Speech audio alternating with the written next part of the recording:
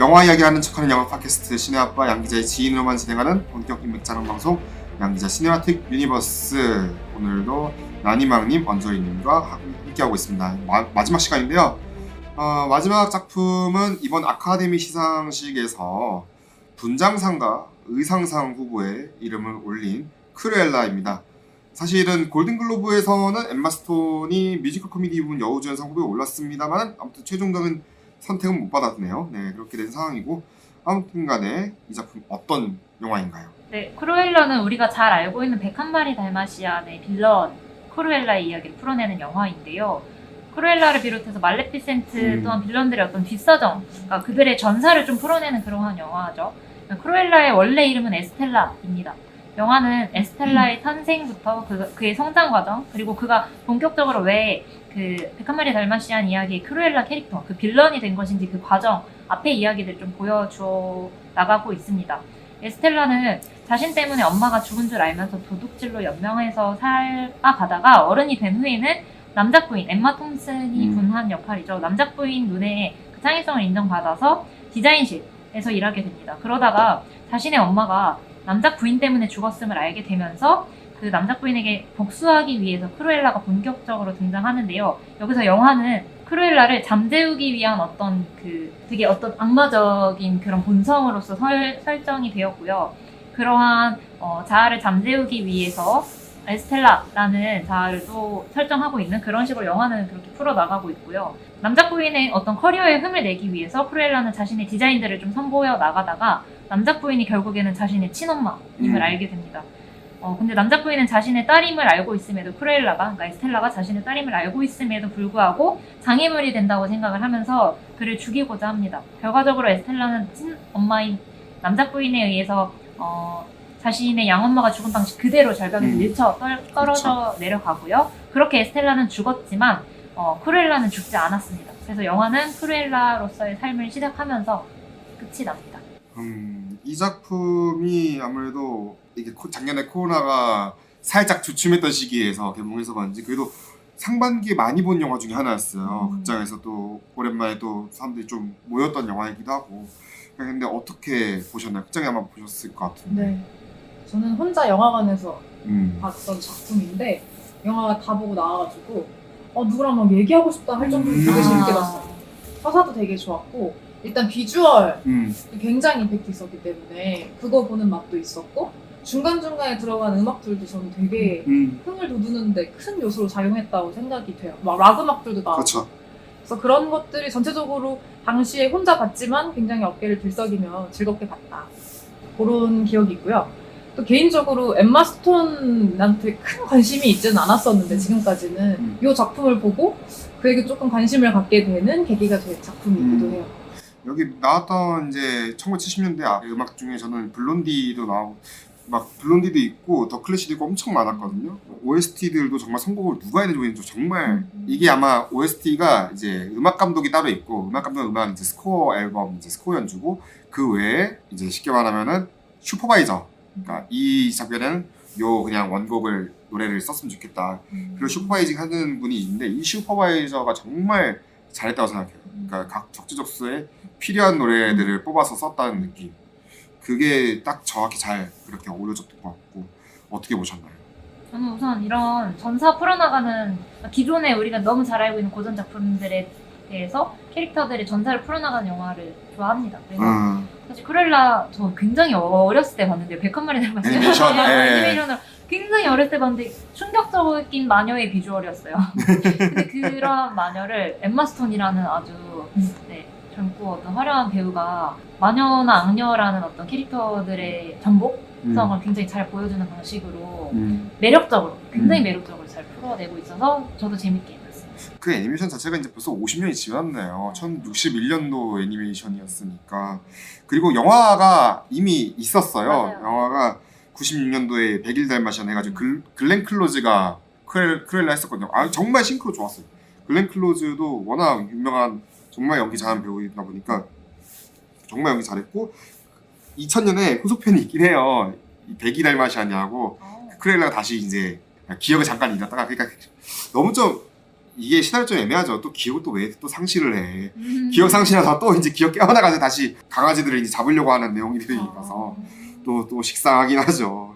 그래서 저는 요 백이 달마시아 좀 약간 논외로 하는 경우긴 한데 아무튼 간에 이 작품이 공개되면 예고편 공개했을 때 사실은 사람들이 그걸 많이 얘기를 했어요. 조커랑을 엄청나게 비교를 많이 했어요. 왜냐면은 이 분위기 자체가 워낙 비슷하고 결국엔 또 악인이 태어나는 서사이가 이제 아무튼 간에 사람들한테 그 예고편 봤을 때 포인트가 그거였으니까.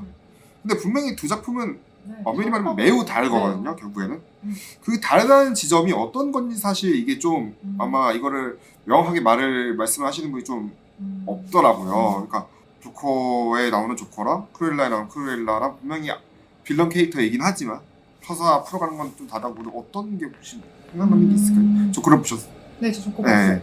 조커 봤고 되게 흥미롭게 봤고 그런 막 지적 같은 게 좀 있었잖아요. 악인에게 서사를 부여하는 것이 과연 좋은가, 이 사회에 도움이 되는 것인가. 요즘에 또 그거 가지고 또 논쟁이 또 많더라고요. 최근에는. 네. 저는 여러 방면으로 검토해보는 시각은 굉장히 고무적인 일이라고 생각해서 네, 저는. 그런 논의들은 활발했으면 좋겠다는 생각이 들고 그것과 별개로 저는 크루엘라를 막 일각에서는 막 디즈니의 조커다 막 이런 식으로 많이 표현하는 했었어요. 거를 보기는 봤는데 저는 되게 다른 인상을 받았거든요. 조커는 정말 그야말로 악인이었던 것 같고 제 생각에. 근데 크루엘라는 저는 그런 악과 선을 나누는 것 자체가 사실은 큰 의미가 없다고 봤어요. 이 작품에 한해서. 이 크루엘라라는 영화 작품에 한해서. 그래서 약간 이 작품이 좋았던 이유하고 좀 연결되기는 하는데 저는 크루엘라랑 에스텔라가 라는 그 이중적인 캐릭터가 주는 서사가 되게 흥미로웠거든요. 그래서 아이 때, 어렸을 때는 크루엘라로서의 정체성을 감추고 에스텔라로서 살아왔던 시간들이 있고 그렇게 살다가 결국에 연저리님 말씀하신 것처럼 에스텔라가 죽고 에스텔라의 그 시간들을 품은 채 다시 태어난 새로운 크루엘라가 나오면서 이제 작품이 마무리가 되는데 저는 거기서의 다른 점이 있다고 봐요. 이게 그냥 악으로만 가지고 있던 어렸을 때의 그 크루엘라가 아니라 지금 다시 태어난 크루엘라는 분명히 그 에스텔라의 시간을 품고 있고 에스텔라를 만들어줬던 자기를 키워준 엄마의 시간이 있고 자기가 가족이라고 생각하는 친구들이 옆에 있고 그런 것들을 다 알고 고마움을 알면서 새롭게 태어난 크루엘라는 분명히 그냥 악인으로서의 캐릭터는 아니라고 보거든요. 그래서 되게 캐릭터 자체를 선과 악, 뭐 악인, 의인, 착한 사람, 나쁜 사람의 그 이분법적으로 접근하는 게 아니라 되게 다층적으로 캐릭터를 빌드업을 하지 않았나라는 생각이 들어서 전 이 지점도 되게 흥미로웠고 되게 재미있는 지점이라고 봤어요. 그러니까 의뢰 이제 우리가 디즈니 작품이면은 일단 기본적으로 디폴트는 성과 악. 그렇죠. 항상 디폴트는 성과 악인데 이분법적인데 근데 크루엘라는 그렇지 않았다는 게 저는 이게 포인트였던 것 같고 네. 왜냐면 에스텔라가 분명히 처음에도 자기가 특별해라는 걸 알고 있었고 맞아요. 그 다음에 이게 특별함이 다수에게 맞지 않는다는 거를 알게 되잖아요. 그 학교에서 이제 지내면서. 근데 학교에서 퇴학을 당할 때 이제 옆에 있는 어머니도 심지어 이게 너무 좋았어. 난 그렇게 너무 좋았어. 나 자퇴야. 우리 자퇴야. 그리고 그 선생님이 퇴학시키겠다는 말이 끝나기도 전에 엄마가 먼저 자퇴시키겠다고. 이거는 통보가 아니라 나의 선택이다 라는 것을 엄마가 너무 멋지게 에스텔라 옆에서 표현해줘서 저는 그런 것들이 에스텔라가 정말 멋진 크루엘라가 될 수 있게 만들어준 기반이 아니었나? 라는 생각이 좀 들어요. 그러니까 그래서 아무튼 그 소매치기를 사랑하면서 두 이제 제스퍼랑 호레이스 만나가지고 아무튼 같이 또 이 세 명은 뭐 연인도 확실히 아니고 그냥 엄청난 우정. 엄청난 우정.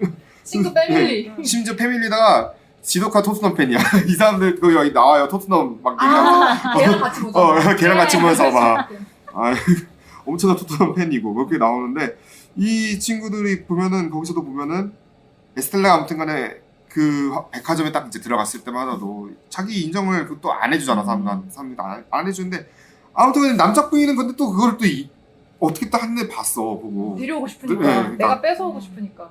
그러니까 여기서 보면 남자 부인도 역시 그렇게 보면은 얘도 성과하고 또 이게 구분질 수 있는 남자 부인도 아니거든요. 남자 부인 자체도 그게 또 좋았던 거예요. 이 작품은 약간 그래서 오히려 조커보다는 그것 쪽이 아니었나? 악마는 프라다입니다. 그쪽 나도 그 생각 진짜 많이 그 부분 쪽이었거든요. 왜냐면 이게 심지어 작가가 그분이 악마 프라다입니다. 작가가 여기 투입된 거예요. 그러니까 이게 그 패션이 나오는 그런 방식들도 그렇고 그 여기서 나오는 남자 부인이랑 크루엘라 그리고 그 미란다랑 앤디였나? 악마는 프라다예요. 거기서의 그런 구도 같은 것들이 너무 유사한 방식으로 읽혀가지고 저도 이거 보면서 악마는 프라다 되게 재밌게 봤거든요. 한 3번 봤는데 그래서 이것도 되게 재밌게 느껴졌던 것 같아요. 그리고 이 감독 얘기 잠깐 해야 되는데 이게 크레이그 질레스피 감독이 이전 작품이 아이토냐라는 작품이었어요. 아실지는 모르겠지만 이게 1990년대 피겨스케이팅 선수였던 토냐 하딩의 이제 악행을 담은 작품이에요. 쉽게 말하면은 그 선수가 약간 이제 사고를 한번 쳐가지고 상대 선수의 다리를 공격한 사건이 있었거든요. 쉽게 말하면 그 올림픽 이제 예선 실제로? 과정에서. 근데 실제로. 근데 이 캐릭터를 마고로비가 연기를 했어요. 그러면서 왜 여우조연상 후보에 올랐었고 이게 왜 그런 악행을 했는지에 대해서 미국 사회 그때 시대상과 함께 조명한 작품인데 거기서 나오는 토냐 하딩 보면 사회화 과정이 어머니 역할 맡으면은 여우조연상 받았었거든요. 그때 이 어머니가 정말 모질 키웠어요. 진짜 네, 여기 나오는 어머니랑 다른 거예요. 대척점에 서 있는 거예요, 진짜. 요것도 새로운 사람 만나는 과정도 달랐고 여기는 아까 그 친구들이라고 했잖아요. 네. 근데 여기는 세바스찬 스탠 그 아마 블랙패스입니다. 갑자기 이름 윈터 솔저. 윈터 솔저 세바스찬 스탠이 이제 나오는데 거기는 이제 친구의 연인 관계가 나오는데 약간 거기도 좀 뭔가 좀 그러니까 결국 또 사회화 과정이나 이제 뭐 연인 관계라든지 이런 게 두 개 극단적이었고 악녀 이미지로만 갇혀 있게 해줄 수 있는 인물에게 또 다른 서사를 부여함으로써 오히려 그게 저는 이게 그 영화만이 할 수 있는 게 아닌가 싶어요. 실제에서는 못하죠. 아까 그 악인에게 서사를 주요하는 게 이게 좋은 거야. 당연히 실제에서는 하면 안 되는 거죠. 실제 뭐 뉴스 보도하는데 어디서 지금 뭐 가해자에게 꿈이 있었다 뭐 이런 식으로 하면 절대 안 되는 거잖아요. 근데 이거는 극영화잖아요. 극영화에서는 어느 정도까지는 저는 선을 완전히 넘으면 안 되겠지만 그 어느 정도까지는 뭐 용인은 되지 않을까 생각하는데 어떻게 생각하세요? 악인에게 서사를 부여하는 게 전 빌런들의 전사를 좋아하는 이유는 그 악인을 이해하는 거, 그러니까 우리 악인이 아니라 악역을 이해해보는 거가 중요한 것 같아요. 결국에 그런 빌런들의 전사를 본다는 건 우리가 알고 있던 기존 서사 내에서 이분법적으로 나뉘어졌던 선의 역할들, 악의 역할들, 그러니까 사회에서 선으로 보고 있는 어떤 캐릭터들과 악으로 보고 있는 어떤 존재들이 분명히 나뉘어져 있는데 솔직히 크루엘라에서는 정말 똑같은 성향과 똑같은 기질의 남작 부인이 있었잖아요. 근데 그 남작 부인이 아무도 사회에서 그 사람을 나쁜 사람으로까지, 그러니까 뭐 결코 뭐 성품이 좋은 사람으로라고 이렇게 인정하진 않지만 그 사람이 어떤 악마의 천재성을 가진 그런 사람으로 우리 사회가 수용해주고 있었잖아요. 근데 크루엘라는 그런 점에서 사실 101마리 달마시안이라는 서사 안에 편입되었을 때는 우리가 수용할 수 없는 악역이 되어버렸기 그렇죠. 때문에 악과 선을 그렇게 우리가 어떤 한편의 아주 단편적인 서사 안에서 그렇게 나누어서 설정하려는 그런 관습들을 좀 우리가 되짚어서 돌아보게 만드는 그런 지점들을 빌런의 전사들이 분명히 그 우리에게 던져주는 지점들이 있기 때문에 그래서 좋아하고 악인? 그러니까 제가 사실 조커를 안 봤어요. 근데 조커는 제가 알기로는 정말로 그 정신분석학 쪽에서도 사실 보통 우리가 상식적으로는 이해하기 어려운 어떤 그러한 존재로서 설정을 하고 있는 걸로 알고 있고 그거는 조커라는 캐릭터는 어느 서사를 들어가든 사실 악역이 되는 사람이라고 저는 사실 그렇게 이해를 하고 있어가지고 조커랑은 정말 다른 것 같고 네. 그런 점에서 저는 절대 떠올려보지 않았어요. 크루엘라랑 와, 영등포에 이런 스튜디오가 있다고? 프로필부터 제품까지 안 되는 게 없대. 어머, 가격까지 합리적인 이것 이름이 뭐라고? 공들인 스튜디오. 영등포 공들인 스튜디오? 그로세부서 뒤편에 있대. 얼른 가보자. 아마 시기가 비슷해서가 제일 컸을 것 같아요. 왜냐면 영화 쪽으로 영화 항상 이제 그런 게 있잖아요. 한 영화가 등장하면 이제 사람들이 비교를 하는 영화가 동시에 등장하는 경우가 좀 있어요. 그러니까 지금 마블과 DC 관계가 사실 그런 거잖아요. 마블 영화랑 DC 관계가 서로 라이벌 구도 해놓고 싸우고 막 찍어갖고 싸우는 그런 형국이기도 하고 그러니까 아까 뭐 재난 영화 얘기했을 때도 아까 전에 뭐 디임팩트랑 아마겟돈 얘기를 저희가 저번 시간에 제가 했었는데 그 영화는 한 몇 개월 차이로 개봉했었거든요. 그러니까 오히려 그런 전술을 좀 많이 써요. 그러니까 약간 비슷한 인물이 나오는 서사. 또 한 영화가 유행하면 그거와 관련된 영화들이 또 무수하게 쏟아져 나오잖아요. 맞아요. 그거 아류작들 쉽게 말하면. 그러다 보니까 약간 크루엘라도 그런 이런 한 몇 개월 차이의 간격이 있었기 때문에 그래서 좀 더 사람들이 많이 비교를 하지 않았는가. 몇 개월이면 몇 년이군요. 1년이군요. 근데 물론 개봉이 연기됐지만 왜냐면 이게 코로나 때문에 원래 2020년 원래는 한 5월이나 그때쯤에 개봉했어야 되는데 아무튼 1년이 또 연기된 케이스니까 이것도 아무튼 이제 또 그 외에 또 좋았던 점이 또 뭐가 있을까요? 저는 크루엘라가 등장하는 씬이 다 좋았어요. 크루엘라가 등장하는 씬이라 하면 남작부인한테 크루엘라가 자기의 존재감을 보여주기 위해 등장하는 퍼포먼스 씬들 있잖아요. 그 씬들이 다 너무 맞아. 좋았어요. 약간 기존의 통념이나 가치를 좀 깨버리는 시도들을 계속 보여주는 특히나 남작부인이 거기서 가지고 있는 위치나 어느 정도의 그런 파워가 있는데 그것을 정말 가뿐히 눌러버리고 색다른 방식으로 전복시켜버리는 그런 시도들을 하잖아요.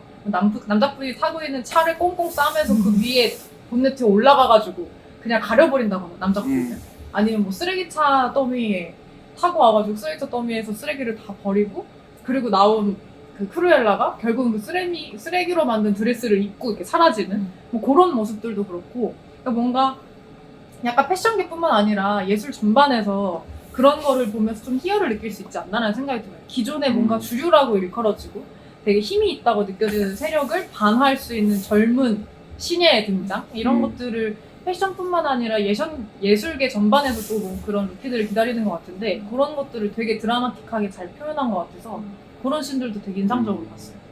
원저리님도 이제 뭐 말씀해 주시는 뭐가 있을까요? 뭐 저는 우선은 배우들의 합이 너무 좋았어요. 우선 그 헐리우드에서 가장 유명한 엠마들의 두 엠마. 엠마들의 그 엄마와 딸 서로 어떤 대척점에 있는 아주 팽팽한 기를 가지고 있는 두 캐릭터를 맡은 두 엠마들이 너무 사실은 뭐 너무 세서 서로가 안 어울리는 게 아니라 너무 세서 다 잘 어울리는 잘 어떻게 표현해야 될지 모르겠는데 그래서 그 연기 합이 참 좋았습니다. 네. 엠마 스톤 같은 경우가 뭐 계속해서 꾸준히 연기를 잘 해오고 있고 특히 요즘에는 뭐 아카데미 후보작들이 상당히 많았었고 버드맨, 뭐 더 페이버리 수상자가 나란도 있었고 근데 저는 이 작품에서는 초창기 작품 중에 하나가 EJ가 있었거든요. 그러니까 10년 좀 넘은 작품인데 거기 나오는 EJ가 올리브 캐릭터인데 이 올리브 캐릭터가 약간 좀 조용하게 살던 고등학생이었어요. 그런데 흉흉한 소문, 쉽게 말하면 창녀다, 걸레다 막 이런 식으로 소문이 도니까 자기가 오히려 그걸 직접적으로 대응하면서 하는 과정을 담았어요.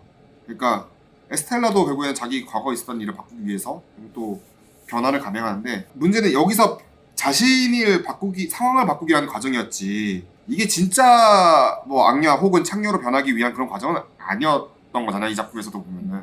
그래서 약간 이 두 배우의 두 작품을 연결해서 보는 것도 충분한 관람 포인트가 되지 않을까. 또 덧붙여서 한번 얘기를 해보면 좋을 것 같고 혹시 그래도 아쉬웠던 점도 없는 것 같아요. 두 분 다. 별로 떠올렸을 때 기억나는 게 없어요. 아쉽다 할 만한 게 오히려 그거 방금 엄저린이 언급해주신 그런 부분도 재밌었던 게 엄마와 딸이라는 구도도 되게 지극히 전형적인 시각으로 볼 때 우리가 떠올릴 수 있는 서사들이 여러 개가 있잖아요. 근데 그것이 와장창 깨지는 이 구도도 저는 되게 지금 와서 생각해보니까 좋았던 지점 중 하나였던 것 같아요. 남작 부인이 엄마로서 그를 보면서 그 누구도 엄마를 떠올리지 않고 다른 방식의 뭔가 인간상을 보여준 것 같고 거기에서 절대 물러서지 않는 딸로서 보이지 않는 크루엘라의 그 구도도 그냥 엄마와 딸이라는 사회적 역할을 부여하는 그런 이미지들이 아니라 그냥 인간 대 인간으로서 그냥 천재와 천재로서 그것을 맞닿게 하는 그런 지점들도 좀 되게 즐겁게 본 지점 중에 하나예요. 사실 지금 최근 들어서 이제 이게 아무튼 디즈니가 결국에는 옛날 했던 애니메이션을 이제 영화 시사하고 있는 이제 프로젝트가 계속 이어지고 있는데 꽤 좀 됐어요. 벌써 한 10년은 이제 이 프로젝트 시작한 지 10년이 넘은 것 같은데 초창기 아까 전에 말씀하셨던 말레피센트도 그 중에 하나였었고 결정적으로 대박이 하나 터졌던 게 이제 정글북도 있었고 정글북과 미녀의 야수가 사실 최정점이었죠. 국내에서도 성적이 제일 이제 그 17년 당시 이제 500만 덤버 찍고 그 다음이 아마 알라딘이겠죠. 당연히 1000만 찍었던 알라딘 있고 또 라이언 킹도 사실 그 있었는데 라이언 킹은 약간 사람들이 좀 호불호 많이 갈렸어요. 라이언 킹은 이거 내셔널 지오그래픽이냐? 그거에서 사실 아니 사자의 표정이 없어. 사자의 이게 쉽게 말하면 사자가 원래 우리 라이언 킹 애니메이션 보면 약간 엄청나게 그 인간의 표정들을 많이 짓잖아요. 근데 여기는 표정 지어봤자 으르렁거리는 그런 표정. 다큐멘터리에서 그냥 쉽게 말하면 동물의 왕국 이런 데 보면은 막 어떤 이제 성우가 더빙을 하잖아요. 목소리 그냥 입히고 그런 느낌이라는 지적도 있었고. 아무튼 근데 최근에서는 약간은 그런 거죠. 이 흥행 전략이 디즈니 라이브 액션 흥행 전략이 그냥 오리지널 애니메이션을 그냥 고스란히 잘 가져오거나 아니면은 거기서 살짝 변형하거나 지금 아까 말했던 알라딘과 라이온킹이 그런 걸 써먹은 거고 지금 문제는 여기에 최근 들어서는 감론을박이 하나씩 펼쳐지고 있잖아요. 이제 인종을 바꾼다거나 뭐 이동주 같은 경우도 그렇고 뭐 제가 알기로는 백설공주도 아마 그런 식으로 바꾸는 걸로 알고 있었고 그러니까 스노우 화이트인데 스노우 화이트가 아니다. 아마 제가 알기로 백설공주 캐릭터가 아마 저희 이번에 그 캐릭터예요. 레이서 지글러라고 웨스트 사이드 스토리에 나온 그 주인공. 네. 으로 알고 있는데 이게 이렇게 해서 바꾸거나 인종을 바꾸거나 아니면은 이제 크루엘라처럼 그러니까 아까 말레피센트 크루엘라처럼 빌런의 서사 쪽으로 가보는 그런 형태로 가고 있는데 아무튼 이런 이제 디즈니 라이브 액션 형태에서 작품에서 혹시 재밌게 보신 작품이 있다면 뭐가 있을까요? 저는 물론 알라딘이 가장 압도적으로 압도적? 제일 재밌었고요. 근데 라이언킹을 다시 한번 말씀해 주셔가지고 양 기자님이 다시 한번 들어봤는데요. 동물한테 그러니까 사실 진짜 제일 호불호 갈렸던 이유 중에 하나가 너무 동물이다. 너무 그냥 동물이잖아. 이미지는 너무 동물의 이미지인데 이제 이야기는 우리가 알고 있는 라이언킹 이야기다 보니까 거기서 생기는 그런 이물감 이런 것들이 있었던 것 같은데 저는 그거 보면서 거기서 생기는 지점에서 우리의 독법을 다시 보게 됐어요. 그러니까 동물에게서 자꾸 우리를 발견하려는 거잖아요. 동물들이 네, 사실 표정도 솔직히 일반인들이 그렇게 우리가 그렇게까지 엄청난 극적인 표정을 지으면서 살아가지도 않지만 그 스크린 안에서 보여지는 배우들이 연기술을 통해서 보이는 그러한 드라마틱한 표정, 그 인위적이고 자기적인 표정을 라이언킹 보면서 오히려 더 인지할 수 있었어요. 그렇네. 자연에서 우리가 알고 있는 그런 표정? 그런 것들이 실제로도 있을까? 실제 할까? 우리가 너무 그 드라마 서사에만 너무 얽매여서 우리의 살아가는 어떤 실존의 것들이 좀 많이 각색하면서 살아가는 거진 않았을까라는 생각이 라이언킹 다시 떠올려보니까 양 기자님이 언급해 주셔가지고 그래서 라이언킹 다시 또 보고 싶네요. 디즈니 플러스에서 보실 수 있으니까. 네, 다시 보고 싶어지네요. 네. 어떤 작품 가장 좋아하세요? 저도 어김없이 알라딘 알라딘인데 뭔가 내용이 재밌다기보다 그냥 몰입감과 그냥 그 세계관 안에 확 들어갈 수 있게 해주는 장치들이 저는 영화로서 가질 수 있는 큰 힘을 되게 잘 발휘하지 않았나? 이 작품이? 그런 생각이 들었어요. 이게 만약에 이거를 진짜 실제 뮤지컬이나 공연으로 봤을 때도 내가 이렇게 느낄 수 있을까? 근데 좀 다른 감흥일 것 같아요. 근데 저는 영화화된 알라딘이 저한테는 되게 좋은 기억으로 남아있고 특히나 캐릭터들이 너무 찰떡이었다. 그 세 인물이. 알라딘과 자스민과 지니가 너무 내가 생각하는 기준에서는 정말 잘 어울리는 조합이었고 윌 스미스 제2의 전성기 여러 개 너무너무 매력적이었고 그리고 자스민 역할이 너무너무 매력적이어서 그 후로 그냥 스피치리스는 미친듯이 무한반복했던 것 같아요. 너무너무 좋아서. 맞아. 네. 그리고 배경적으로도 좋았고 그냥 실제로 되게 눈을 사로잡는 배경들이었잖아요. 거기 극중 뭐라 그럴까 시대 배경이라든지 이런 무대들이 근데 그런 거에서 오는 황홀감도 좀 있었고 그냥 영화가 줄 수 있는 되게 다양한 자극의 지점들 감각의 경험들을 좀 많이 할 수 있는 작품이었던 것 같아서 이거 되게 재밌게 봤어요. 알라딘 같은 경우는 사실 지금 주연 배우들이 뭐 하고 있느냐 근황 얘기를 많이 하더라고요. 왜냐면 신작들이 안 나오고 있고요. 특히 왜냐면은 이 알라딘 연기했던 이제 메나마스드 같은 경우는 그 이후에 그러니까 인터뷰를 최근에 했었어요. 그 이후에 잘 될 줄 알았는데 자기한테 캐스팅 제의가 온 게 없고 자기가 하고 그런 게 없었던 거예요. 그러니까 네, 그래서 인터뷰까지 했는데 그나마 최근에 넷플릭스에서 여행을 하나 찍었어요. 로얄 트리트먼트라고 최근에 공개된 게 하나 있는데 그래서 주인공 연기했어요. 왕자 역할로 아마 나온 걸로 알고 있는데 거기서도 왕자네? 아무튼 거기가 왕자인데 이제 거기서 미용사 발견해가지고 같이 이제 뭐 연애한다는 그런 내용이에요. 근데 확실히 뻔하겠죠. 어차피 딱 넷플릭스에 그 있잖아요. 양산형 넷플릭스 영화들. 네네네. 딱 그 토마토 진짜 딱 그 정도 나온 것 같은데 아무튼 신작이 나온 거 있고 나오미 스콧 같은 경우가 사실 지금 올해 이제 공개 예정인 이게 애니메이션 영화 같아. 드림웍스 같은데 드림웍스 영화는 실사 영화네요. 이게 근데 디스턴트라는 실사 영화인데 여기에 이제 안소니 라모스가 아까 전에 그 저번 주에 말씀드렸던 영화 중에 그 인더 하이츠 남자 주인공이랑 같이 제커리 퀸토도 나오네요 목소리로. 근데 이게 지금 개봉이 좀 애매하게 돼버렸어요. SF 영화긴 한데 지금 쉽게 말하면 코비드 때문에 코로나 때문에 약간 지금 일정이 좀 지연되고 있다고 해요. 네. 아무튼 두 배우 다 아무튼 간에 속편은 어떻게 찍고 있다.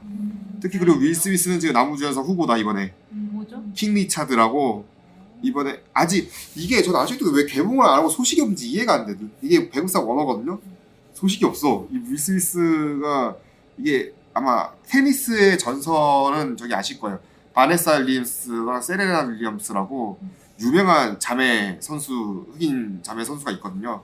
자매 선수 아버지가 주인공이고 이제 어머니 역할 맡은 배우도 아마 그 여우조연상 후보에 있을 거예요.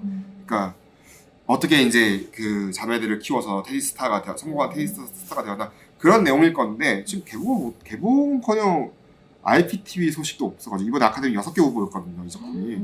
지금 근데 소식이 없으니까 이상해. 이게 그냥 주제가상, 편집상, 작품상, 여우조연상, 나무조연상, 각본상이면 개봉할 만하거든요. 소식이 없는 게 좀 의아스럽습니다. 어떻게 이 3명은 잘 되고 있다. 혹시 그거 외에 아까 덤보를 또 쓰신 게 있어요? 덤보는 그냥 그냥 넣은 거예요? 귀여웠어요. 진짜 정말 코끼리, 너무 귀가 큰 코끼리, 아기 코끼리 여기잖아요. 정말 귀여워요. 너무 귀여워서 그냥 잘 봤다. 덤보가 귀여웠다. 네. 사실 이거는 흥행 망했거든요. 제가 알기로는 그랬구나. 흥행은 정말 비참하게. 왜냐면 이게 감독이 팀버튼이었어요, 심지어. 진짜. 네, 그러니까 감독이 팀버튼이었는데 팀버튼 치고 팀버튼스럽지 않은 느낌 있잖아요. 맞아요. 전혀 생각 못했어요. 저 생각 안 했잖아요. 제 팀버튼 영화면 우리가 알고 있는 그 이미지가 많이 좀 색이 옅어지가 그러니까 감독으로 기대한 분이 감독이 팀버튼이라서 보러 가신 분도 약간 만족하지 못하고 갔을 가능성이 높다. 그러니까 왜 그런지는 모르겠지만 그러니까 거기도 제가 기억나는 게 진짜 돈 엄청 많이 썼어요. 1억 7천만 들었었거든요. 정보가. 그렇게 많이 썼는데 영화 배우들 보면은 뭔가 팀버튼 사단의 배우들이거든요. 뭐 마이클 키튼, 배트맨 옛날 배트맨 나왔고 데니 두비토도 옛날 펭귄 나왔었고 맞아요. 에바 게린도 팀버튼 영화 종종 왕왕 나왔거든요. 그 미스 페레그린과 거기도 나왔었고 그 나왔는데 배우들은 정말 연기는 함정이 구멍이 없는데 뭔가 지금 좀 덤보가 귀엽다 말고는 남는 게 없잖아요. 그러니까 남는 게 없게 돼버린 거예요. 그러니까 좀 얘기가 좀 있었던 것 같고. 아무튼 디즈니 원작 영화까지 이렇게 얘기한 것 같은데 끝으로 혹시 보고 싶은 디즈니 원작 애니메이션 혹시 영화로 봤으면 괜찮겠다 싶은 게 혹시 있으실까요? 디즈니 작품 중에? 디즈니 작품 예를 들어 뭐가 있을까요? 예를 들면 뭐 아까 전에 모아나 좋아하신다고 했으니까 모아나 되겠다. 모아나?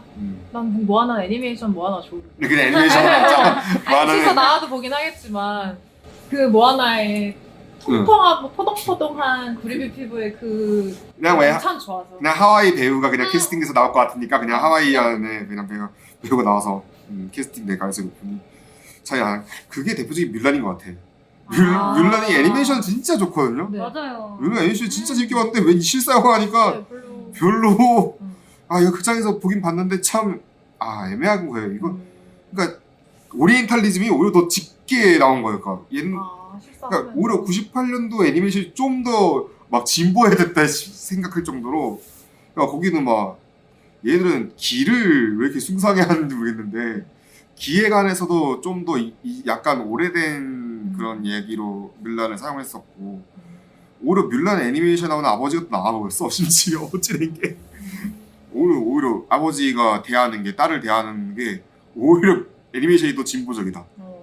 그 정도로. 그리고 또 확실히 연기도 그렇고. 참고로 지금 뮬란 목소리 맡았던 믹나이란 배우가 이번에 그 북 오브 보바핏이라고 스타워즈 이번에 디즈니 또 하나 뜬 게 있거든요. 시리즈에 거기 주인공으로 나옵니다. 거기 이제 뮬란 목소리 맡았다. 아무튼 그러면 혹시 생각해 두신 거 있으신가요? 저는 영화는 아니고 실사 영화는 아니고 뮤지컬로 보고 싶은 디즈니 애니메이션. 아 있어요.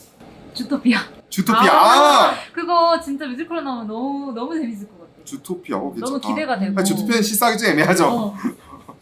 오, 뮤지컬 괜찮은 것 같아요. 왜냐면 뮤지컬들 디즈니 뮤지컬 된 것들 은근히 많아요. 오히려 영화가 뮤지컬 된 것도 있고 뉴시즈가 그 대표적인 케이스일 건데 뉴시즈는 오히려 뮤지컬로 되니까 성공했어요.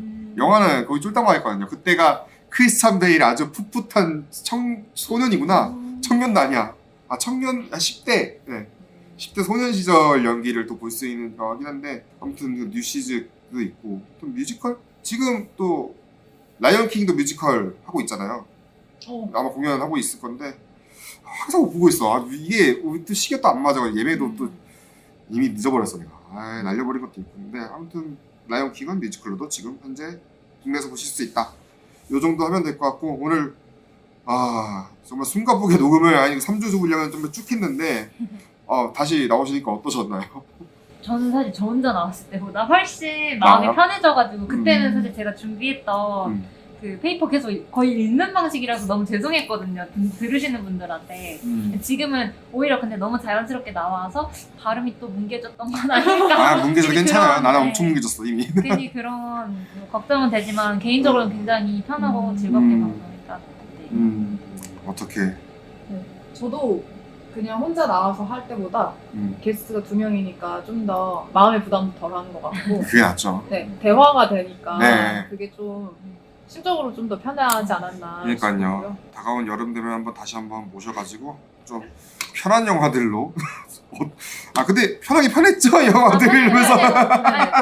원래라면 보지 않을 영화들을 양 기자님이 이렇게 추천해 주셔서 해주시니까 오히려 지평이 넓어지는 것 같아요. 좋아요. 너무 감사해요. 네, 여름에도 한번 또 좋은 영화들 있으면 한번 모셔서 얘기하는 걸로 하겠고요. 지금까지 양 기자였습니다. 청취해주신 여러분 대단히 감사합니다.